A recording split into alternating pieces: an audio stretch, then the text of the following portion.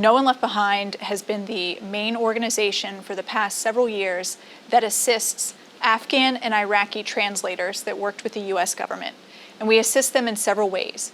We advocate to streamline the special immigrant visa program to facilitate their immigration to the U.S.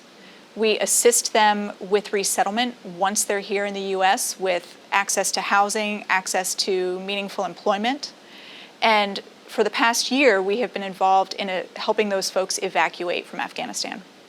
So what things were like a year ago, we'll say late July, early August of 2021.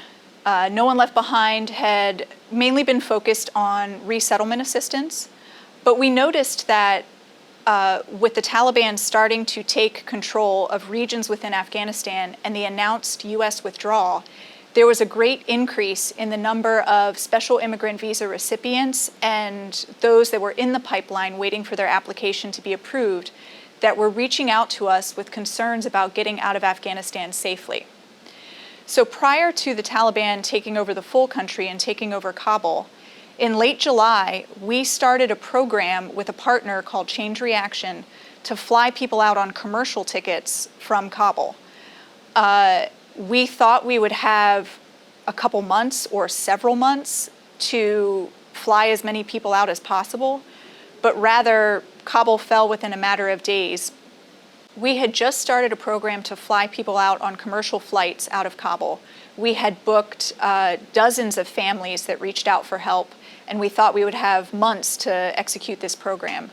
But instead, we only got 8 families out before Kabul fell to the Taliban.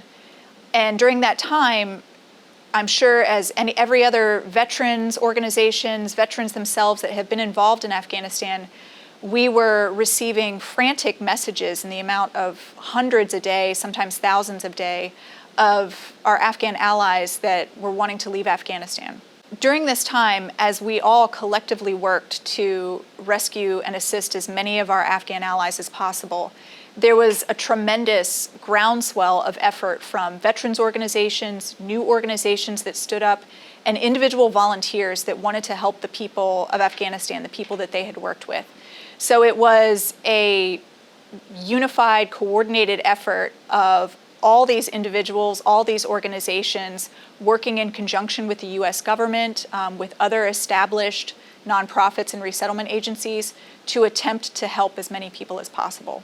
We started that program to buy commercial tickets for families, special immigrant visa families, to allow them to leave Afghanistan. The past year has been incredibly intense for the organization and everyone involved in assisting our Afghan allies. Our organization, No One Left Behind, has grown probably 20-fold.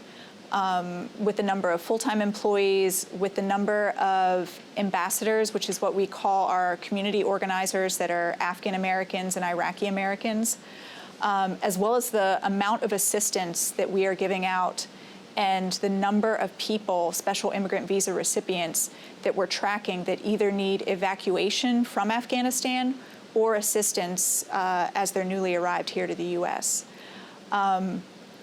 Before last summer, I would probably spend just several hours a week helping to run the organization. All the board of directors are pro bono.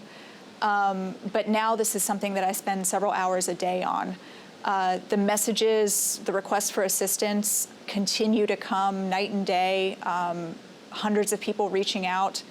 We have a database of 73,000 people that are still waiting for evacuation from Afghanistan, and they are in all stages of the special immigrant visa process.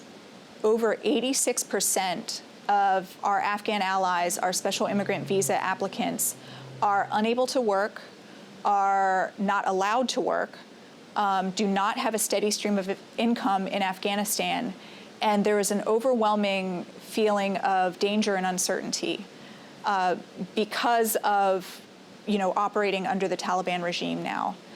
We always encourage people to go to our website at nooneleft.org. There are a number of ways listed there for how you can get involved for either donations, or if you work for an organization that would like to provide employment to Afghan SIVs, we can work with you on that as well. Or you can advocate to your member of Congress for improvements in the program and continuing to keep faith with our Afghan allies.